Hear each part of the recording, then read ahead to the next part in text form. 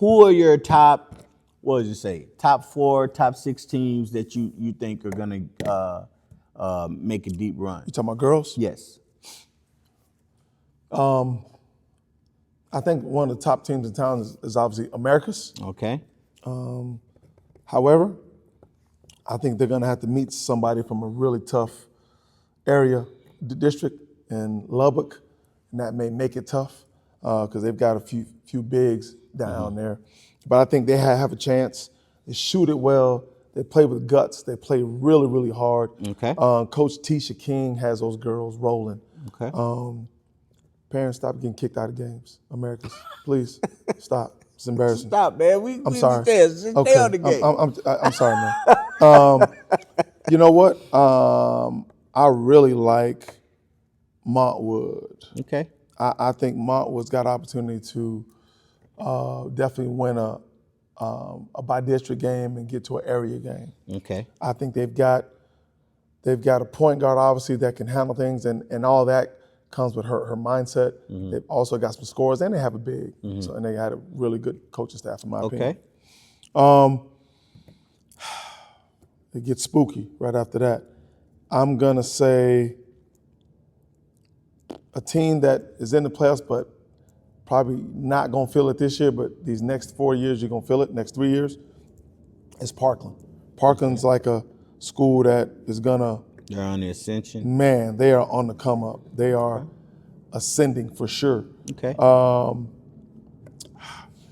I like Burgess, Okay. to be honest. They play hard, just because they play hard. Right. I don't know what she's saying to her kids to get them to play hard or what she's buying them, but they get it done every single year. What's she buying? Man, they play hard. No, it's just funny when you say it. Like, Yeah, 'cause- like my mind, when you said it, my mind just went to Coach. It's Coach Hernandez, right? Yeah. Coach Hernandez, like, what you want? You want one of that? You play hard, and I'm gonna buy you that. Because it's just play seeing them hard, and telling them dude. that in practice. I know, Coach. I know you're not doing it. It's just my thought process. It was funny, the thought. All right. They play Anybody hard. else? I think if you said 3, right? Yeah, we could go with those 4. Now, any sleepers outside of those 4? Sleepers, Hanks, Okay. sleeper. And that's 580. All right. So, I'm sorry. I apologize. They're going to kill me for this. Franklin. okay. Franklin's a Yeah. sleeper. No, Franklin's not a Okay. sleeper. Franklin Franklin's is in on that the top list. 4. Yeah. Franklin, Americus, Montwood, Burgess. I really think are Franklin, America's Montwood, Burgess. So Parkland, you're putting as like a sleeper, or you're not Parkland's putting on them. the ascension. Okay, They're not so even a sleeper. you're not in there. Hanks is the sleeper. Okay, so they're not in there this year. No, Okay. All right. Okay, so who gets where? Who gets how far? Because it's by district first game, right? Or is it district? It's no, by district. Then it's area. Area. Okay. And then Area is quarterfinals. area quarterfinals. Then Regional? you're right, regionals. Regionals? Regionals, by district, area, regionals, regional quarters, semis, finals. Okay. You get to the. So you got to win, what is it, 6 games to I get think to it's 6 state? or 7 games to get to To state. get to state. I Okay. believe so. So which of these teams, Have a chance? because look, the by district, the area seems to be the area, and then Area seems to be the problem. area seems to be the Getting problem. the regionals is the Right. problem. Okay. So Yeah, Sweet 16. who gets the regional or Sweet 16 from this group? Man. Who has the best chance, do you think? I guess a lot of it's gonna fall on where you end up seated, because I have had high school coaches tell me that, And they the go in big seeding- school, small school. right? Big school, small school, Yeah. right. So, and it's different than it used to be. It's like is. 5A. So let's just say 5A. 5A is what, 5A1 and 5A2 or something like that. This is 1, District 1. Okay. Same thing with 6A, if I'm not Right. mistaken. It's been a minute. But even it changed it up because even within the 6A, they're scoring big schools, small schools. Right. Okay. Yeah. So it's a lot different this year than what Very it was. different. Okay. Very, very different. Anybody before we finish this? So who do you got? Depends on who they draw. I like Americas, but I'm gonna say either Franklin or Montwood's got a chance. To get to Sweet 16? Okay. It has the best chance. Are they gonna get there? They have the best chance. Okay. All right. Yeah. So we'll be able to talk about this next week Absolutely. And then we can start on the boys next week as well. Yes, sir. Because their last games are gonna be either Tuesday or Friday. Absolutely. Probably Friday, right? It's gonna be Tuesday. Okay. It's gonna be Tuesday. But they won't start playoffs. No, they always finish on a Tuesday and then in case there's a play-in right, game and they then take care of that they Friday. start that following. Okay, so Yep. we'll have Absolutely. and we'll be able to update. Yep. Okay. And I've gone to some practices, so I'm good. I'm watching. Okay. For sure. All right. Well, hey, it's great that we bring this up. We definitely want to see, where these teams will land. Right. And shout out to some teams that maybe nobody thought was gonna make the playoffs, and then they did make the playoffs. This year. So Absolutely. and those who didn't make the playoffs, shout out for your hard work, and you should take a look and think about things that you need to do to get better. Now I do understand there's going to be some realignment, so some teams are going to be moving. We'll go over that. We'll go over that next time too. Okay. Yeah. Well, we can go to realignment after everybody finishes. I like that. All right. So. And coaches, just understand, I'm a high school coach, not being disrespectful at all, just sharing ideas. That's all. We know you guys have a teacher fools class schedule, amongst other things and other duties. I'm fully aware.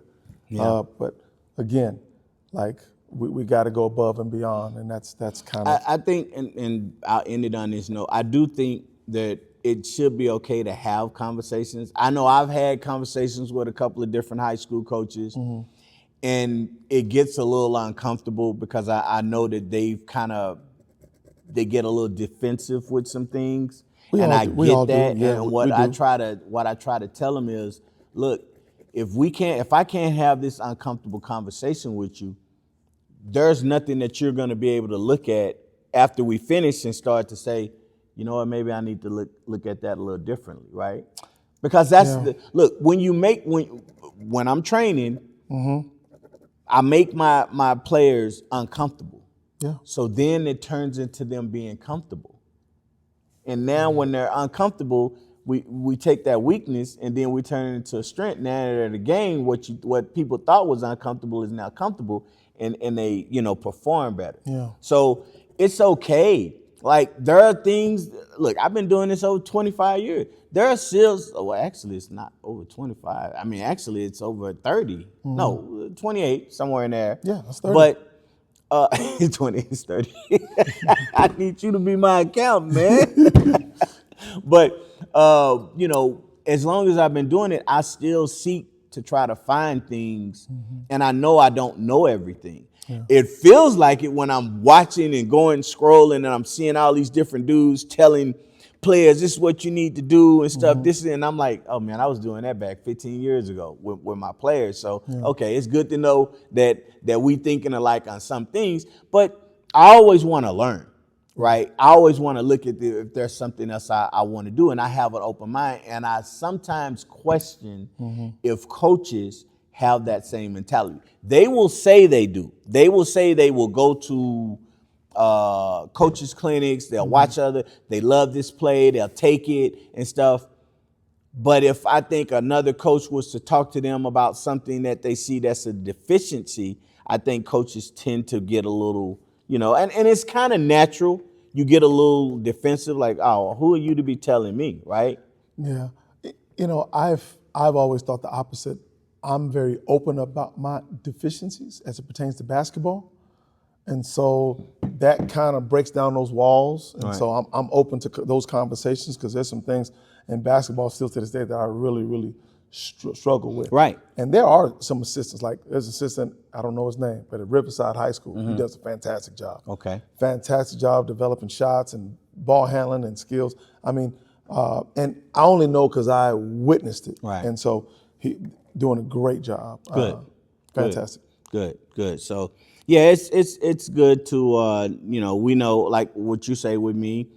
I try to look at more film to watch more movement of different things because of the way my eyes have been trained with doing this. I don't fixate on one player. I fixate on the play and how that player can get better. But now I'm looking at everything, and learning. So that's something that I've said I always want to try to get better at doing. But yeah, it's something that it has to take everybody to kind of help each other and pitch in and get those. But Before we go, I know we're running out of time here. Yeah, we're almost out of time. When you started training, what was your aha moment? I know how to do this. Like I'm comfortable doing this. Because I know obviously you've leveled up because I've seen it. But that's a tough question. I think when I first worked with a kid, the kid was struggling, and this was very early on when I really started it. The kid was struggling on, coming off screens and stuff, and I worked with them on different things that they could do with the screen and how to be successful without using dribble into dribble.